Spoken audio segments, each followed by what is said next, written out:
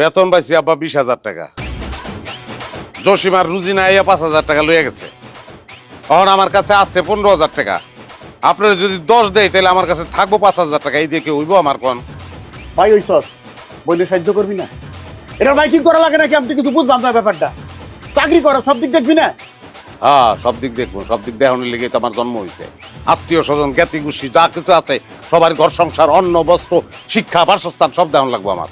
তা আমি তোর দেখি নাই, তোর ছোট থেকে বড় করি নাই আমি, তোর আমি স্কুল কলেজে পড়াই নাই। আর কইেন না, মিডাই মুখ মাইরে আহে। আর কনের দরকার নাই আব্বা। ছোট কাল থেকে এই কথা শুনতাছি।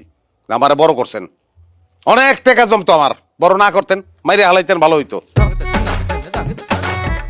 কথা ওইটা টাকা দেশ কথার শেষ নাই। এটা কথার ঝুড়ি সারস একবার। এত কথা কইবা চাল্লাই না।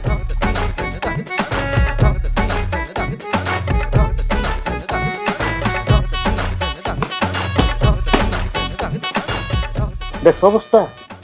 কয়টা টাকা দেয় তার জন্য কত ঝেঙ্গা। হ্যাঁ, 3,000 কম দিয়ে গেল না? ঠিকই আছে।